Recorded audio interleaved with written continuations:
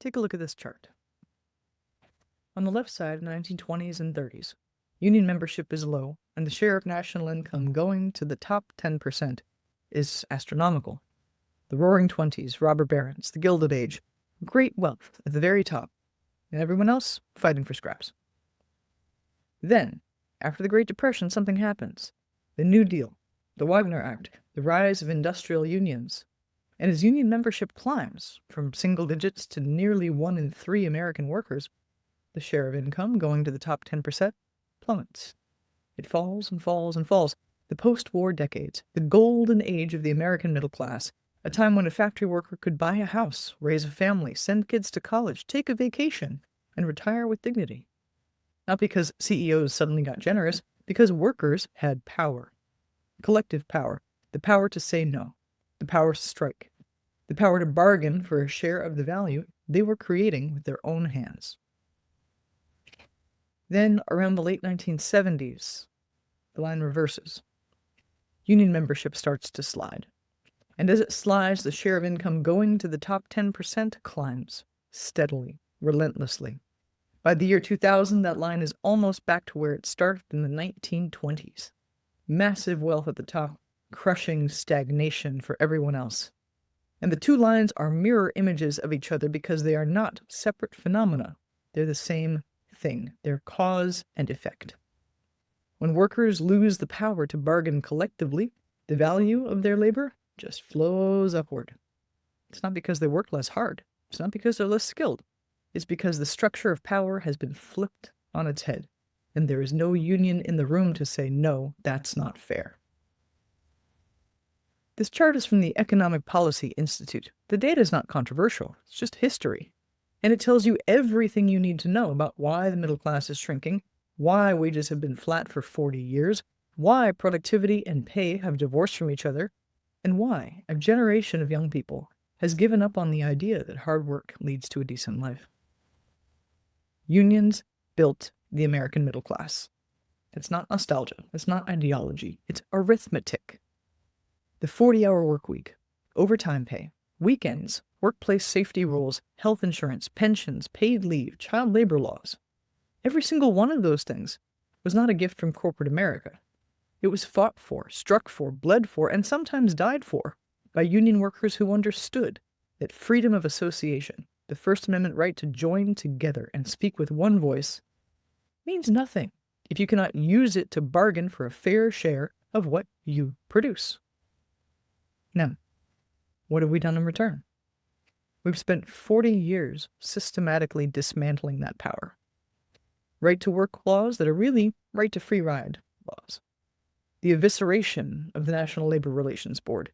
The replacement of permanent strikers with scab labor.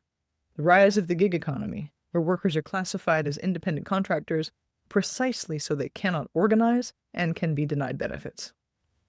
The attack on public sector unions culminating in the Supreme Court's 2018 decision in Janus versus AFSCME, which declared that public sector unions cannot collect fair share fees from the workers they represent. A decision that was not about protecting free speech, but about bankrupting unions by forcing them to provide services for free. And now, union membership has fallen to around 10% of American workers, roughly the same level as before the New Deal. And the share of income going to the top 10%, also roughly the same as before the New Deal. This chart is a before and after picture of a society that chose to disempower workers and then acted surprised when workers became powerless. I support labor unions, not as a talking point, not as a campaign box to check. Because I have seen what happens when workers have power, and I have seen what happens when they do not. I have fixed my own cars, changed my own oil, done my own brakes, not because I'm a mechanic, but because I believe in the dignity of physical work and the people who do it. I have been a union member at every workplace that offered one, including when I was doing night shift at a residential treatment center for moms with their babies when they were coming off of heroin, and when I was a postal worker delivering mail with USPS.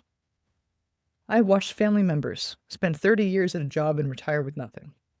I've watched other family members spend 30 years in a union job and retire with a pension, health care, and the ability to actually stop working before they die. The difference is not luck. It's policy, it's power, and it's organization. Amazon is the perfect example. The company has spent millions of dollars fighting unionization efforts in Bessemer, Alabama, Staten Island, New York, and warehouses across the country. They have captive audience meetings, anti-union videos, text message campaigns, and a surveillance apparatus that tracks worker productivity to the fraction of a second.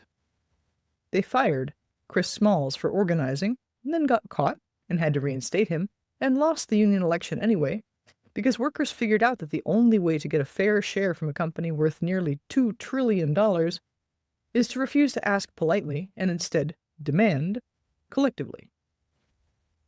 A constitutional government protects the rights of workers to organize. The First Amendment guarantees the right to peaceably assemble. The National Labor Relations Act makes it the policy of the United States to encourage collective bargaining. Those are not suggestions, they are the law. And they mean nothing if the government refuses to enforce them. If the NLRB is underfunded, if penalties for illegal union busting are so weak that they're just the cost of doing business, if gig workers are systematically misclassified, if the Supreme Court chips away at union revenue while claiming to protect free speech. The chart does not lie. When unions are strong, the middle class is strong. When unions are weak, wealth flows to the top. That is not correlation, it is causation. And the only way to reverse 40 years of declining wages and rising inequality is to restore the power of workers to bargain collectively for their fair share. My name is Melissa Chaudhry. I believe in the dignity of work. I believe in the right to organize. And I'm running for Congress in Washington's 9th District because the people deserve a representative who will fight for the worker who punches a clock, not just the donor who writes a check. Care, courage, the Constitution. Vote Melissa for Congress.